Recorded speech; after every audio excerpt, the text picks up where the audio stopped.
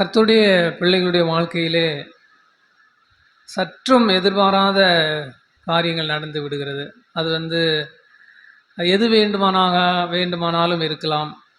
ஆரோக்கிய குறைவாக இருக்கலாம், அல்லது ஒரு விபத்தாக இருக்கலாம், அல்லது ஒரு தொழில் நஷ்டமாக இருக்கலாம். எது வேண்டுமானாலும் நாம் சற்றும் யோசித்திராத ஒரு சம்பவம் நம்முடைய வாழ்க்கையிலே திடீரென்று நடந்து விடுகிறது. அப்படி நடக்கும் பொழுது நம்முடைய உள்ளம் அதிகமாக வேதனைப்படுகிறது. ஏன் இப்படி எனக்கு நடந்தது என்று வேதனைப்படுகிறது. சமீபத்திலே நாங்கள் ஒரு ஒரு ஒரு சகோதரரை போய் பார்த்தோம். அவர் மிக உற்சாகமாக அங்கும் இங்குமாக போய் வந்து கொண்டிருந்தவர். திடீரென்று அவருக்கு ஒரு பலவீனம், காய்ச்சல். அப்போது 104 டிகிரி மாத்திரைகள் போட்டும் சரியாகவில்லை. ஆஸ்பத்திரிக்கு போய் பார்க்கிறார்கள். கொஞ்சம் காய்ச்சல் குறைந்து இருக்கிறது. ஆனால் கை கால் செயல்பட முடியாத நிலைமைக்கு போய்விட்டது. ஒரு பக்க கை கால் செயல்பட முடியாத ஒரு நிலைமைக்கு போய்விட்டது. அவரை போய் பார்த்த பொழுது அவர் சொன்னார், நான் என்ன பாவம் செய்தேன்? அவர் கூடுதலாக ஒரு வார்த்தையை சொன்னார், நான் யாரை கொலை செஞ்சிட்டேன்? ஆண்டவர் என்னைய இப்படி படுத்த படுக்கையாக ஆக்கிட்டாரே அப்படின்னு சொன்னார். அவருடைய ஆதங்கம் நியாயமானது தான். ரொம்ப உற்சாகமாக அங்கும் இங்குமாய் போய்கொண்டு இருந்தவர் திடீரென்று எங்கேயுமே போக முடியாத நிலைமையில் கட்டிலே படுத்த படுக்கையாக இருக்கும் பொழுது எத்தனை ஒரு வேதனை இருக்கும். அவர் இடத்துல நாம் இருந்தாலும் அப்படி தான் நம்ம புலம்புவோம், அங்கலாய்ப்போம். அவர் கட்டிலிருந்து எழுந்து உட்காரக்கூட முடியல, அப்படியே படுத்த படுக்கை தான். என்னுடைய கால்கள் எங்கெங்கெல்லாம் ஓடி தெரிந்த கால்கள். இப்போ இந்த கால் இந்த பாதம் என்னுடைய வீட்டில் பட்டே பல நாட்கள் ஆகிவிட்டது என்று சொல்லும் பொழுது எனக்கு வருத்தமாக இருந்தது, கஷ்டமாக இருந்தது. ஸோ எதிர்பாராத நிலைமையில் இப்படி கர்த்தருடைய பிள்ளைகள் நோய்வாய்ப்படுகிறார்கள். இப்போ சமீப நாட்களிலே அநேக செய்திகளை நாம் கேள்விப்படுகிறோம். திடீரென்று கர்த்தருடைய ஊழியர்கள், சபையை நடத்தக்கூடியவர்கள், இவருக்கு இந்த பலவீனம் ஏற்பட்டு விட்டது என்றெல்லாம் கேட்கும் பொழுது அதிக வருத்தம் அடைகிறோம். இப்படி நம்முடைய வாழ்க்கையிலே திடீரென்று நடக்குகிற சம்பவங்களை கண்டு நாம் சோர்ந்து போகும் பொழுது இந்த வசனம் நமக்கு ஒரு பெரிய ஆறுதலாக அமைகிறது. இது ஒரு ஒரு ஆகாரம் போன்றது, ஒரு பலமான ஆகாரம் போன்றது. இந்த வசனம் நமக்கு உற்சாகத்தையும் ஆறுதலையும் தேர்தலையும் நம்பிக்கையும் தரக்கூடியதாக இருக்கிறது. ஒருவேளை இங்கேயும் விசுவாசிகள் எல்லாரும் ஒன்று போல அனுபவங்களினுடைய போகிறவர்களாக இல்லாமல் இருக்கலாம். ஆனால் நம்ம ஒவ்வொருவருக்கும் ஒவ்வொரு விதமான அனுபவங்கள், சூழ்நிலைகள், பாடுகள், பிரச்சனைகள் இதையெல்லாம் நாம் சந்தித்து கொண்டு தான் இருக்கிறோம். இப்படி இருக்கிற நேரத்தில் இந்த வசனம் நமக்கு அதிக உற்சாகமாக இருக்கும் என்று நான் கர்த்தருக்குள்ளே நம்பி இந்த பகுதியை பகிர்ந்து கொண்டால் நலமாயிருக்கும் என்று தோன்றினதினாலே உங்களோடு கூட சொல்வதற்காக நான் நிற்கிறேன். நமக்கு நன்கு தெரிந்த ஒரு வேத வசனம் தான், பழக்கமான ஒரு வசனம். ரோமர் 8ஆம் அதிகாரத்தினுடைய 28ஆம் வசனம். ரோமர் 8:28. அன்றியும் அவருடைய தீர்மானத்தின்படி அழைக்கப்பட்டவர்களாய் தேவனிடத்தில் அன்பு கூறுகிறவர்களுக்கு சகலமும் நன்மைக்கு ஏதுவாக நடக்கிறது என்று அறிந்திருக்கிறோம். சகலமும் நன்மைக்கு ஏதுவாக நடக்கிறது என்று அறிந்திருக்கிறோம். யாருக்கு சகலமும் நன்மைக்கு ஏதுவாக நடக்கிறது? அவருடைய தீர்மானத்தின்படி அழைக்கப்பட்டவர்களாய் தேவனிடத்தில் அன்பு கூறுகிறவர்களுக்கு. ஒரு அம்மா என்னிடத்துல, எங்கள் சபையில் உள்ள ஒரு அம்மா தான், வயசான அம்மா சொன்னாங்க, நம்ம ஆண்டவரிடத்துல ஜெபம் பண்ணோன்னா நமக்கு எந்த பிரச்சனையுமே வராதில்லை பிரதர், நம்ம ஒழுங்காக பைபிள் படித்து ஜெபம் பண்ணோன்னா எந்த பிரச்சனையுமே வராதில்லை அப்படின்னாங்க. நான் அவங்களுக்கு விலைக்கு சொல்ல முடியல, அது சொல்ல முடியாத ஒரு நிலைமை. ஆமாம்மா அப்படின்னு சொன்னேன். ஆனால் உண்மையிலே உள்ள என்ன சொன்னது தெரியுமா? நம்ம எப்போ ஜெபம் பண்ண ஆரம்பிக்கிறோமோ, பைபிள் படிக்க ஆரம்பிக்கிறோமோ அப்போ தான் பிரச்சனைகள் வரும். அதிலும் குறிப்பாக ஞாயிற்றுக்கிழமை தான் பிரச்சனை வரும். சபைக்கு கிளம்புற நேரத்தில். அன்றியும் தேவபக்தியாய் நடக்க மனதாயிருக்கிற யாவரும் துன்பப்படுவார்கள் என்று வேதவசனம் சொல்லுகிறது. கர்த்தருடைய பிள்ளைகளுக்கு பாடுகள் எதுவுமே வராது என்று ஒரு சாரா நினைத்து கொண்டிருக்கிறார்கள், மேலோட்டமாக உள்ள மக்கள். ஆனால் வேதத்தை ஆழமாக படித்தவர்களுக்கு தான் தெரியும், அன்பு கூறுகிறவர்களுக்கு தான் பிரச்சனை அதிகம், ஊழியம் செய்கிறவர்களுக்கு தான் உபத்திரவங்கள் அதிகம், விசுவாசிகளுக்கு தான் விசாரங்கள் அதிகம், கவலைகளும் பாடுகளும் போராட்டங்களும் அதிகமாக இருக்கிறது. அதுக்கு நல்ல உதாரணம் அப்போஸ்தலனாகிய பவுல் தான். எத்தனை சபைகளை உருவாக்கியவர், எத்தனை ஊழியங்களை செய்தவர், எத்தனை பேரை சந்தித்தவர், எவ்வளவு வெளிப்பாடுகளை பெற்ற ஒரு தேவ மனிதர். அவருக்கு இல்லாத பாடுகளே இல்லை. பட்டியல் போடுகிறார். அவர் தான் இந்த நிருபத்தை எழுதியிருக்கிறார். ரோமாபுரி விசுவாசிகளுக்கு எழுதிய அந்த வார்த்தைகள் தான் இன்றைக்கு நமக்கும். தேவனிடத்தில் அன்பு கூறுகிறவர்களுக்கு சகலமும் நன்மைக்கு ஏதுவாக நடக்கிறது என்று அறிந்திருக்கிறோம். இந்த பகுதியிலிருந்து நான் இந்த வசனங்களுக்கு கூட நான் போகவில்லை. அந்த ஒரு வார்த்தை, அந்த 2 வாக்கியங்கள், சகலமும் நன்மைக்கு ஏதுவாக நடக்கிறது, அந்த வார்த்தையை எடுத்து ஒரு மிகப்பெரிய 3 தேவ மனிதர்களை பார்த்து அவர்களுடைய வாழ்க்கையிலே நடந்தது நன்மைக்கு தான் நடந்ததா என்பதை நாம் பார்த்து முடிக்க போகிறோம். அதில் முதல் தேவ மனிதர் ஆதியாகம புஸ்தகம் 37ஆம் அதிகாரத்திலே சொல்லப்படுகிற யோசேப்பு என்ற தேவ மனிதர். சகலமும் என்பது எதுவாக எவைகளெல்லாம் இருக்கும் என்பதை இந்த 3 பேருடைய வாழ்க்கையில் இருந்து நம்ம பார்க்க போகிறோம். முதலாவது யோசேப்பு 37ஆம் அதிகாரத்தில் வசனங்கள் படிக்க வேண்டாம், 19 28ஆம் வசனம் வரைக்குமாக யோசேப்பினுடைய சரித்திரம் சொல்லப்பட்டிருக்கிறது. அதிலும் குறிப்பாக அவர் தன்னுடைய சகோதரர்களாலே விற்கப்படுகிறதையும், குழியிலே போடப்படுகிறதையும், அவருடைய குடும்பத்தை விட்டு பிரிக்கப்படுகிறதையும் இந்த பகுதி தெளிவாக சொல்லுகிறது. தன்னுடைய தகப்பனுடைய பேச்சை கேட்டு தன்னுடைய சகோதரர்களை தேடி போன யோசேப்புக்கு நேர்ந்த ஒரு செயல். இந்த யோசேப்பு மேலே அவருடைய தகப்பனார் அதிகமான அன்பு வைத்திருந்தார் என்று நாம் அறிந்திருக்கிறோம். முதிர் வயதில் இந்த யோசேப்பு பிறந்ததுனால யோசேப்பு மேல் அதிகமான அன்பு வைத்திருந்தார் அவருடைய தகப்பனார்.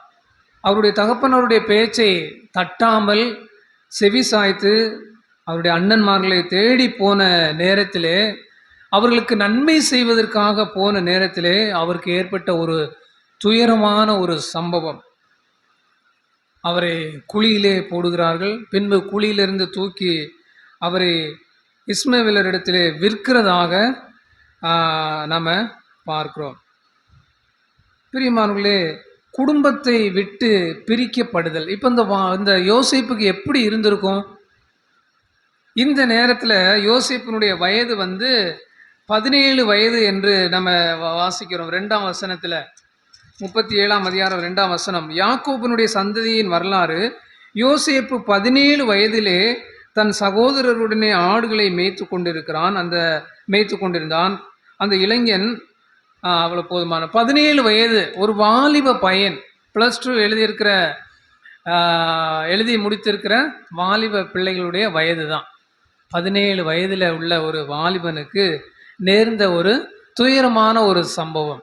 தன்னுடைய அன்பான குடும்பத்தை விட்டு, தன்னுடைய சகோதரர்களை விட்டு பிரிக்கப்பட்ட ஒரு அனுபவம். அவர்கள் அந்த இஸ்மவேலரை பின்பதாக போத்திபார் இடத்துல கொண்டு போய் விடுகிறார்கள். அங்கே போத்திபாருடைய வீட்டில் இவர் போத்திபாருக்கு ஒரு பர்சனல் அசிஸ்டண்டாகவும் வீட்டு மேலாளராகவும் இருக்கிறார். அங்கேயும் அவர் திறம்பட வேலைகளை செய்து கொண்டிருக்கிற பொழுது ஒரு அழகுள்ள ஒரு வாலிபனாக இருந்ததினாலே போத்திபாருடைய மனைவியினுடைய கண் இந்த வாலிபன் மீது படுகிறது. பின்பு பொய் குற்றம் சாட்டப்பட்டு சிறைச்சாலைக்கு செல்கிறார். பொய் குற்றம் சாட்டப்பட்டு சிறைச்சாலைக்கு செல்கிறார். இது எல்லாமே அவருடைய வாழ்க்கையிலே தேவன் வைத்திருந்த ஒரு அற்புதமான திட்டத்தை நோக்கி, ஒரு நன்மையை நோக்கி நகர்ந்து கொண்டு இருக்கிறது என்பதற்கு இந்த யோசேப்பினுடைய வாழ்க்கையிலே நடந்தவைகள் உதாரணங்களாக இருக்கிறது, சான்றுகளாக இருக்கிறது.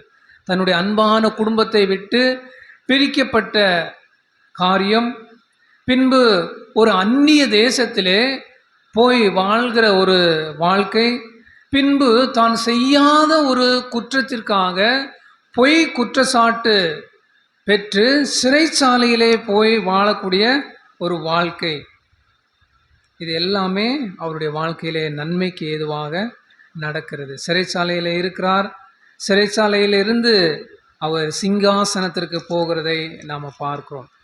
குழியிலே போடும் பொழுது அவருடைய வயது 17 வயது என்று நாம் பார்த்தோம். 13 வருடங்கள் அவர் சிறைச்சாலையிலே பாடுகளை அனுபவித்து கொண்டிருக்கிறார். சிறைச்சாலையில் இருந்து ஆளுகைக்கு அவர் போகிறார். அப்பொழுது அவருடைய வயது 30 வயது. 41ஆம் அதிகாரத்தினுடைய 46ஆம் வசனம், யோசேப்பு எகிப்தின் ராஜாவாகிய பார்வோனுக்கு முன்பாக நிற்கும்போது 30 வயதாயிருந்தான். அந்த ஆளுகைக்கு முன்பதாக போய் நிற்கிற பொழுது அவருடைய வயது 30 வயது. அப்போ 13 வருஷம் பாடுகள், கஷ்டங்கள், அவமானங்கள், பிரிவுகள், இது எல்லாமே அவர் சகித்திருக்கிறார் என்று நாம் பார்க்கிறோம். யோசேப்பினுடைய மொத்த வாழ்நாள் 110 வருஷம். கடைசி அதிகாரம், அந்த ஆதியாகம புஸ்தகத்தினுடைய கடைசி அதிகாரத்தினுடைய 22, 26 வசனங்களிலே நாம் படிக்கிறோம். யோசேப்பு 110 வயது உள்ளவனாய் மரித்தான் என்று நாம் பார்க்கிறோம். அப்போ 110 வருஷம் வாழ்ந்திருக்கிறாரு. இப்போ இதில் 80 வருஷம் அவர் ஆளுகையிலே இருந்திருக்கிறார், அரசாட்சி செய்திருக்கிறார். பாருங்க, ஒரு நீண்ட நெடிய கால வாழ்க்கைக்காக, ஒரு அரசாட்சிக்காக ஒரு கொஞ்ச காலம் அவருடைய வாழ்க்கையிலே பாடுகள், பிரிவுகள், அவமானங்கள் வந்திருக்கிறதை நம்ம பார்க்கிறோம். அப்போ இந்த சந்தர்ப்பத்தில் அவர் போகும் பொழுது இதெல்லாம் நன்மைக்கு என்று யோசேப்புக்கு தெரியாது. நம்ம இப்போ முழு சரித்திரமும் நமக்கு இருப்பதனால நாம் புரிந்து கொள்கிறோம் இது நன்மைக்காக தான் ஆண்டவர் செய்தார் என்று. ஆனால் யோசேப்புக்கு அந்த நேரத்திலே அது நன்மைதான் என்றெல்லாம் தெரியாது. தன்னுடைய தகப்பனை விட்டு பிரியும் பொழுது அது நன்மைதான் என்று அவர் தெரியாது. எவ்வளோ வேதனைப்பட்டிருப்பார். குழியிலே போடும் பொழுது அவர் அங்கலாய்க்கிறார், கதறி இருக்கிறார். பின்பதாக அவருடைய சகோதரர்கள் எல்லாம் சொல்கிறாங்க, குழியில் போடும்பொழுது நம்முடைய சகோதரன் தம்பி எவ்வளவா கேட்டா வருந்துனா என்று சொல்லி சொல்கிறாங்க. எவ்வளோ வேதனைப்பட்டிருப்பார். சொல்லியிருந்திருப்பார்ல, அண்ணன் நான் என்ன தப்பு செஞ்சேன், எதுக்காக என்னை கொண்டு வந்து குழியில் போடுறீங்க, உங்களை பார்க்கறதுக்காக விசாரிக்கிறதுக்காக தான் நான் வந்தேன், உங்களுக்கெல்லாம் நன்மைக்காக தான் நான் இருக்கிறேன். ஆனாலும் அவர்கள் கேட்காமல் குழியிலே போடுறார்கள். அப்பொழுது அந்த குழியிலே இருக்கும் பொழுது அவர் எப்படி வேதனைப்பட்டிருப்பார். நான் ஏன் இங்கே வந்திருக்கணும், பேசாமல் என்னுடைய அப்பா வீட்டிலே இருந்திருக்கலாமே, என்னுடைய அப்பா பேச்சை கேட்டதுக்காக எனக்கு இந்த கஷ்டம் என்றெல்லாம் அவர் ஒரு சாதாரண மனிதர் தானே. அதுக்கப்புறமாக பொய் குற்றச்சாட்டு, அது ரொம்ப ஒரு கடுமையான பாதிப்பை உண்டாக்கக்கூடிய ஒரு காரியம். செய்யாத தவறை செய்தார் என்று சொல்லும் பொழுது எவ்வளோ வேதனைப்படும். இந்த அனுபவங்கள் நமக்கு எல்லாருக்குமே இருக்கும் என்று நான் நினைக்கிறேன். சபையிலேயோ அல்லது குடும்பத்திலேயோ வேலை இடத்திலேயோ நாம் ஒரு செய்யாத ஒரு தவறை இவர்தான் செய்தார் என்று சொல்லும் பொழுது, நம் மீது அந்த பழி விழும் பொழுது நம்முடைய உள்ளம் எவ்வளவு பதைக்கும், எவ்வளவு வருத்தப்படுவோம். சில நேரங்களில் சாப்பிட முடியாமல் போய்விடும், தூக்கம் இல்லாமல் போய்விடும். பிரியமானவர்களே, இது எல்லாமே நன்மைக்கு தான். தவறான குற்றச்சாட்டு உங்கள் மீது வரும்பொழுது, பிரிவுகள் வரும்பொழுது, இது எல்லாமே நன்மைக்காக கர்த்தர் செய்கிறார். யோசேப் வாழ்க்கையிலே நன்மைக்காக செய்தார். 80 வருஷம் எகிப்திலே ஆட்சி செய்தார். ஒரு நல்ல ஆட்சி, மக்களுக்கெல்லாம் பஞ்சத்திலே உணவு அளிக்கக்கூடிய ஒரு தேவ மனிதராக இருந்தார். இஸ்ரவேல் மக்களை காப்பாற்றுவதற்காக தேவன் அங்கே அவரை உயர்ந்த இடத்திலே கொண்டு போய் வைத்தார்.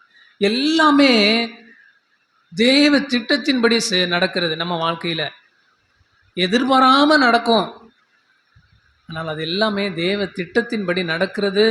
அவருடைய அனுமதி இல்லாமல் நம்முடைய வாழ்க்கையில் எதுவுமே இல்லை என்பதை நம்ம அடி மனசில் நம்ம எழுதி வைத்துக்கொள்ள வேண்டும் அல்லது புரிந்து வைத்துக்கொள்ள வேண்டும்.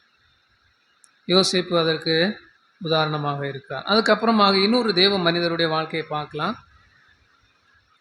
எல்லாருமே பழைய ஏற்பாட்டில் உள்ள கதாபாத்திரங்கள் தான்.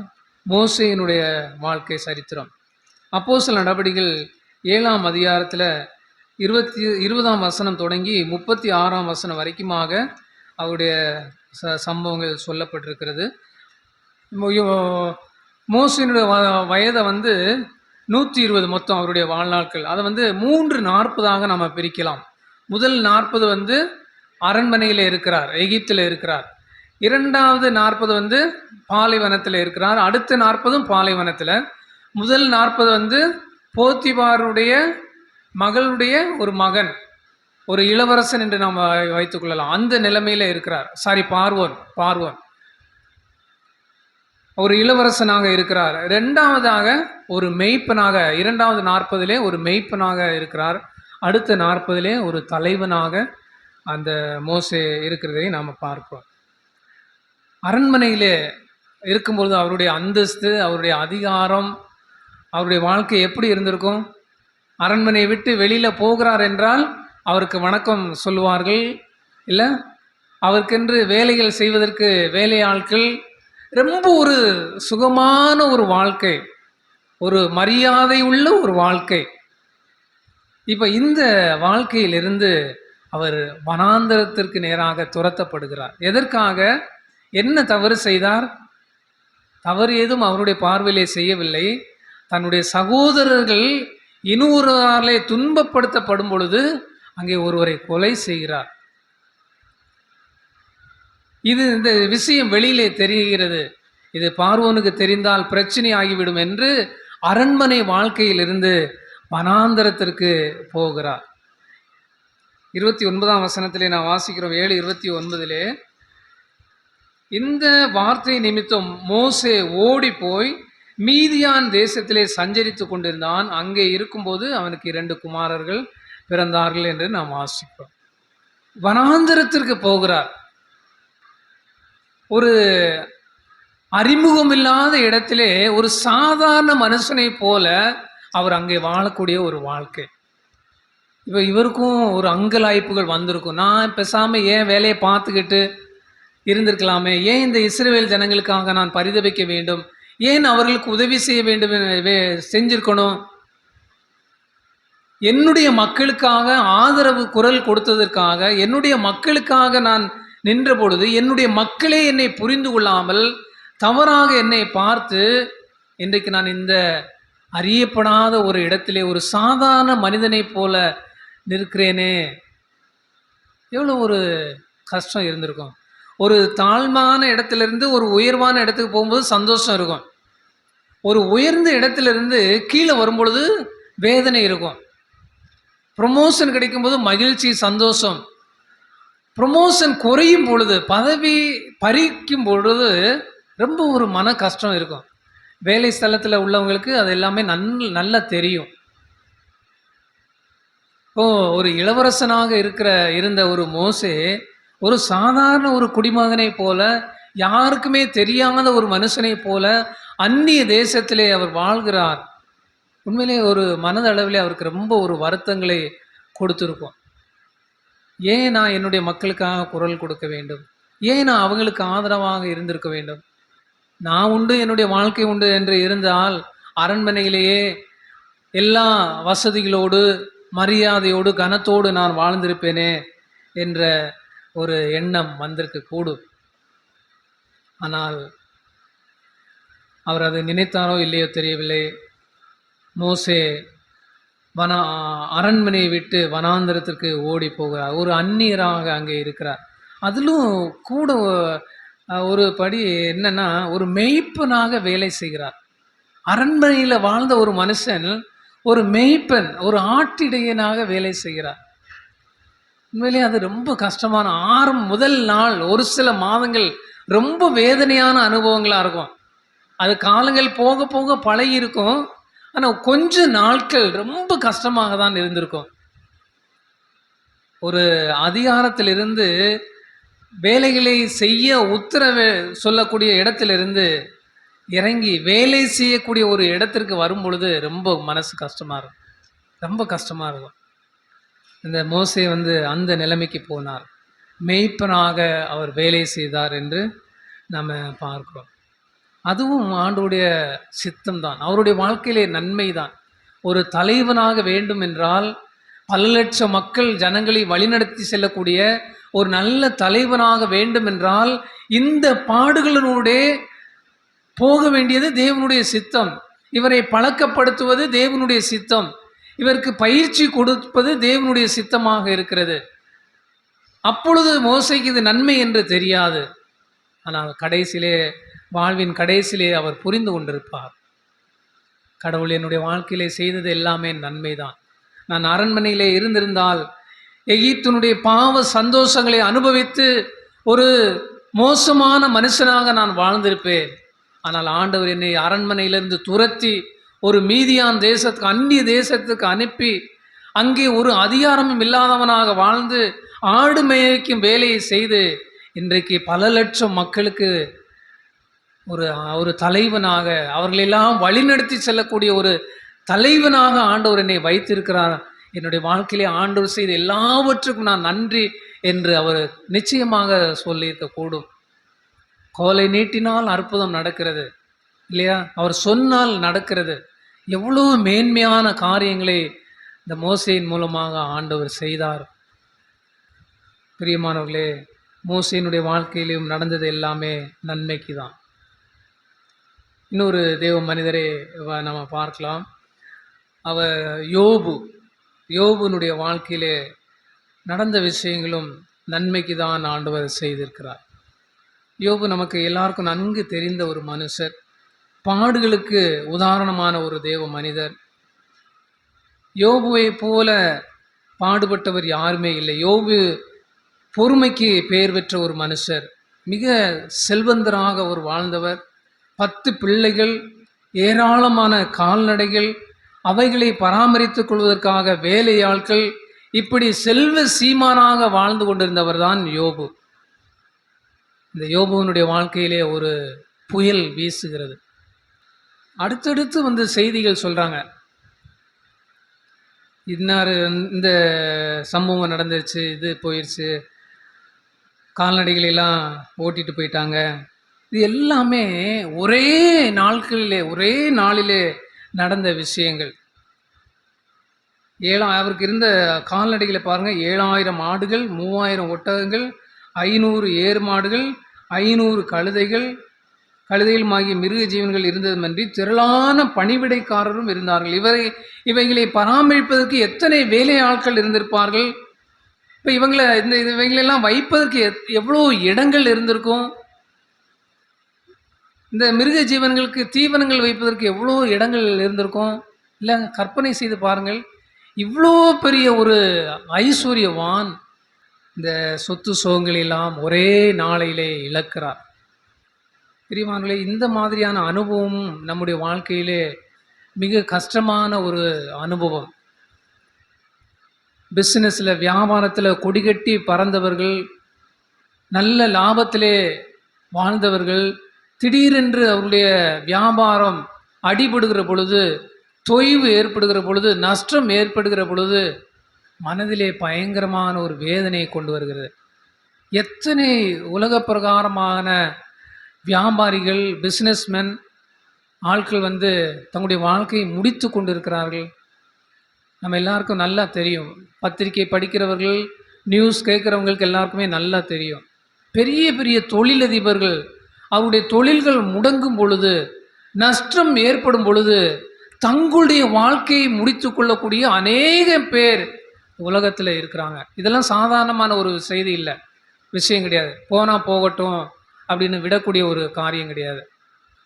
எதுவுமே நம்ம கூட இருந்துட்டு நம்மை விட்டு போகும் பொழுது அது ஒரு வருத்தத்தை கொடுக்கும்.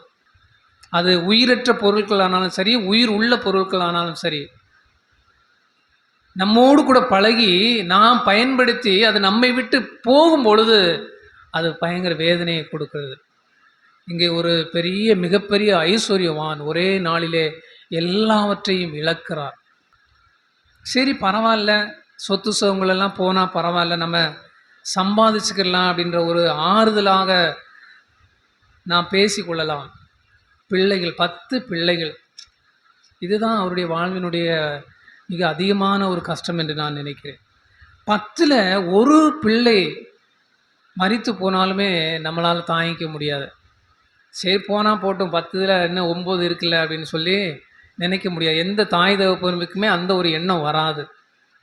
10 பிள்ளைகளுமே ஒரே நாளையில எல்லாரும் ஒன்றாக உட்கார்ந்து விருந்திலே பங்கு பெறுகிற பொழுது, அந்த மேற்கூரை இடிந்து விழுந்து 10 பிள்ளைகளுமே காலி. இந்த செய்திய வந்து இந்த யோபுனிடத்துல வந்து சொல்ல வரும்போது வர்றவங்களுக்கே எப்படி இருந்திருக்கும்? சில செய்திகளை நம்ம சொல்றதுக்கு கஷ்டப்படுவோம்ல. எனக்கெல்லாம் அந்த அனுபவங்கள் இருந்திருக்கும். உங்களுக்கும் அந்த அனுபவங்கள் இருந்திருக்கும். இந்த மாதிரியான ஒரு சம்பவம் நடந்துருச்சுன்னு அத சம்பந்தப்பட்டவங்களுக்கு சொல்லவே முடியாது. இது எப்படி ஹேண்டில் பண்ணணும்? எப்படி நம்ம இத கையாளணும் என்று ஆண்டவரிடத்தில ஞானத்தை கேட்கிறோம். அத சொல்ல வந்தவருக்கு கூட பெரிய ஒரு பதட்டமும் பதைபதப்பும் இருந்திருக்கும் என்று நான் நினைக்கிறேன். அவங்க 10 பிள்ளைங்களும் இறந்துட்டாங்க அப்படின்னா வந்து சொல்லியிருந்திருப்பாங்க. இந்த செய்திய போய் நான் எப்படி போய் ஓனர்ட்ட போய் சொல்லுவேன்? அவருக்கே அப்படின்னா 10 பிள்ளைகளை பெற்றெடுத்த அந்த தேவ மனுஷனுக்கு எப்படி இருந்திருக்கும்? ஒரே நாளில. இதெல்லாம் அரிதான ஒரு சம்பவங்கள். இப்படி நடக்கக்கூடியது. பிரியமானவர்களே, நம்முடைய வாழ்வினுடைய மிக அதிகமான துன்பத்தை கொடுக்கக்கூடியது வந்து பிரிவு தான். நமக்கு மிக நெருக்கமானவர்கள், நம்மோடு கூட பல வருஷங்கள் பழகியவர்கள், வாழ்ந்தவர்கள், ஒன்றாக உண்டவர்கள், உறங்கியவர்கள், இவர்கள் நம்மை விட்டு போகும் பொழுது ஐயோ அந்த நேரத்தில் நம்முடைய மனசில் கேள்விகள் வரும் பாருங்க. எத்தனை கேள்விகள் வரும். என்ன பாவம் செஞ்சேன் நான்? ஏன் இந்த ஆண்டவரை நான் வணங்கினேன்? இதெல்லாம் ஜீரணித்து கொள்ள முடியாத ஒரு ஒரு காரியம். சமீப நாட்களிலே கர்த்தருடைய பிள்ளைகளுடைய வாழ்க்கையிலே நடக்கும் பொழுது, அதை பார்க்கும் பொழுது எனக்கே ரொம்ப ஏன் இப்படி நடந்தது? என்னெல்லாம் கேள்விகள் நமக்கே வரும் பொழுது சம்பந்தப்பட்டவர்களுக்கு வராமலா இருக்கும்? அது மட்டும் இல்லாமல் சரீரத்தில் பலவீனம், தலை தொடங்கி கால் வரைக்குமாக கொப்புளங்கள். நம்ம முகத்திலேயே ஒரு சின்ன கட்டி வந்தாலுமே வலிக்குதில்ல, ரொம்ப கஷ்டமாக இருக்கும். சாதாரணமாக இருக்கிறதுல இருந்து சிறிய ஒரு கட்டி தோன்றினாலே உடலில் வந்து வலி, அப்படி ஒரு வலி இருக்கும். யோபுக்கு வந்து தலையிலிருந்து பாதம் வரைக்குமாக கொப்புளங்கள், சின்ன சின்ன பருக்கள்னு சொல்லப்பட்டிருக்கு. அதெல்லாம் கொப்புளங்கள். சிக்கன் பாக்ஸ் வந்தவங்களுக்கு தெரியும். சிக்கன் பாக்ஸ்லேயே சின்னது ஒன்று இருக்குது, பெரிய அம்மைன்னு ஒன்று இருக்குது. ரொம்ப வேதனையாக இருக்கும் அந்த அம்மை பாதித்தவர்களுக்கு. அதே போல் ஒரு அனுபவம் தான். தலையிலேருந்து பாதம் வரைக்குமாக கொப்புளங்கள், வேதனையினுடைய உச்சம். இதிலையும் அவர் நின்றார். நான் போகிற பாதையை அவர் அறிவார். என் மீட்பர் உயிரோடு கூட இருக்கிறார். கடைசி நாளில் நான் அவரை காண்பேன் என்ற ஒரு நம்பிக்கை அந்த யோபுவுக்கு இருந்தது. யோபுனுடைய வாழ்க்கையிலே எல்லாமே நன்மை தாங்க. அது வேற ஒரு பின்னணியில் நடக்கிறது. பிசாசுக்கும் ஆண்டவருக்கும் உள்ள ஒரு தொடர்பில் அது நடக்கிறது. பிசாசு சோதிக்கிறான். யோபுனுடைய வாழ்க்கையில் விதமான கஷ்டங்கள் நடக்கிறது. ஆனாலும் ஆண்டவர் கடைசியிலே எல்லாவற்றையும் திரும்ப கொடுத்தார். அவருக்கு இருந்த ஆடு மாடுகள் எல்லாம் அப்படி இரட்டிப்பாக கிடைத்தது. போகும் பொழுதெல்லாம் அவர் ஒரு காலத்தில் நல்ல செல்வ செழிப்பாக இருக்கும் பொழுது சிறியோர் முதல் பெரியோர் வரைக்கும் அவர் வெளியில் போனார்னா எல்லாரும் எந்திரிச்சு நின்று வணக்கம் சொல்லுவாங்களாம். ஆனால் இப்போ வந்து சின்ன பிள்ளைகள் முதற்கொண்டு அவரை கேலி பண்ணுறாங்க, அவமானப்படுத்துகிறாங்க. அவருக்கு நெருக்கமான தோழர்கள், ஏதோ நீ பாவம் பண்ணியிருப்ப, அதனால தான் உன்னுடைய வாழ்க்கையில் இதெல்லாம் நடக்குது, இல்லைன்னா ஆண்டவர் இப்படியெல்லாம் உனக்கு செய்வாரா அப்படின்னு கேள்வியினாலே அவருடைய நண்பர்கள் அவருடைய இருதயத்தை உடைக்கிறாங்க. அன்பான கர்த்தருடைய பிள்ளைகளை, இங்கே என்னுடைய வார்த்தையை நான் நிறைவு செய்ய போகிறேன். நம்முடைய வாழ்க்கையிலே எது நடந்தாலும் அது எது சகலம் என்பதற்கு நான் ஒரு 3 பேருடைய வாழ்க்கையை உங்களுக்கு முன்பதாக காண்பித்தேன். இன்னும் நம்ம சொல்ல முடியாத காரியங்கள், நினைத்திராத சம்பவங்கள், எது வேண்டுமானாலும் அது லாபமாகவோ நஷ்டமாகவோ, சாதகமானதோ பாதகமானதோ, நன்மையோ தீமையோ, எது ஆனாலும் எல்லாமே ஆண்டவருடைய சித்தத்தின்படி அவரிடத்திலே நான் அன்பு கூறுகிறவர்களுக்கு எதற்கு நேராக நடக்கிறது? நன்மைக்கு நேராக மாத்திரமே நடக்கிறது. இந்த ஒரே ஒரு வார்த்தையை மட்டும் நம்முடைய உள்ளத்தில் நம்ம பசுமரத்து ஆணியை போல பதிய வைத்துக்கொள்ள வேண்டும். ஏனென்றால் இன்றைக்கு நாம் என்ன இப்படி இருக்கிறோம், அடுத்த வாரத்தில் என்ன நடக்கும் என்பது நமக்கு தெரியாது. ஒரு வியாதி நம்முடைய வாழ்க்கையை மாற்றி போட்டுவிடும். நம்முடைய வாழ்நாள் மாறி போய்விடும். எது நடந்தாலும் ஆண்டவர் எனக்கு நன்மைதான் செய்வார், அவர் தீமை செய்ய மாட்டார். பொல்லாதவர்கள் நாம் நம்ம பிள்ளைகளுக்கு தீமை செய்ய மாட்டோம், நன்மை தான் நாம் செய்கிறோம். பொல்லாதவர்களே நீங்கள் உங்கள் பிள்ளைகளுக்கு நன்மை செய்யும் பொழுது நல்லவர் தம்முடைய பிள்ளைகளுக்கு தீமை செய்து விடுவாரா என்று சுவிசேஷங்களிலே நம்ம வாசிக்கிறோம். இந்த வசனம் கர்த்தருடைய பிள்ளைகள் இன்னமும் ஆண்டவருக்குள்ள நிலை நிற்பதற்கு ஒரு நங்கூரமான ஒரு வசனம். ஆமாங்க, எனக்கு நன்மைதான் ஆண்டவர் செய்வார்.